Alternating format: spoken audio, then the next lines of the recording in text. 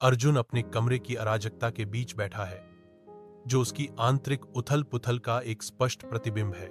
वह स्क्रीन पर खाली निगाहों से देखता है। उसका चेहरा सोशल मीडिया की ठंडी रोशनी से जगमगा रहा है। कमरा छोड़ी हुई वस्तुओं से भरा है। हर टुकड़ा अधूरे कार्यों और त्याग दिए गए सपनों की कहानी कह रहा है। अर्जुन गहरी सांस लेता है।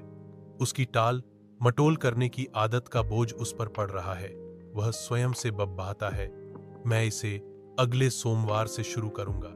एक वादा जो उसके चारों ओर के कमरे जितना खोखला है। पत्तियों से छनकर आती कोमल धूप में नहाया हुआ अर्जुन शांत पार्क में बेतरतीब ढंग से घूम रहा है।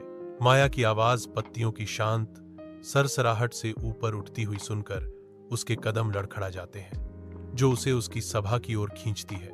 माया की आवाज अटूट दृढ़ विश्वास के साथ गूंजती है, अगला सोमवार कभी नहीं आता, लेकिन यह सोमवार, यह दिन, यह क्षण आपके हाथों में है।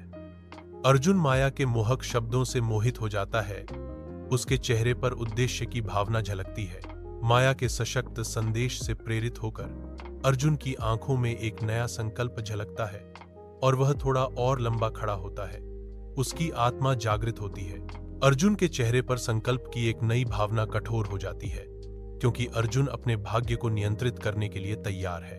परिवर्तित कमरे में अर्जुन अपनी डेस्क पर बैठा है। वह जगह अब व्यवस्था का नखलिस्तान है। अर्जुन के चेहरे पर गहरी संतुष्टि के भाव उभर आते हैं, जो उनकी नई दृढ़ता का प्रमाण है। मुझे नहीं लगता था कि मैं इतना बदल सकता हूं। वह रुकता है, अपने प्रतिबिंब को देखता है। उसके भीतर गर्व उमड़ रहा है।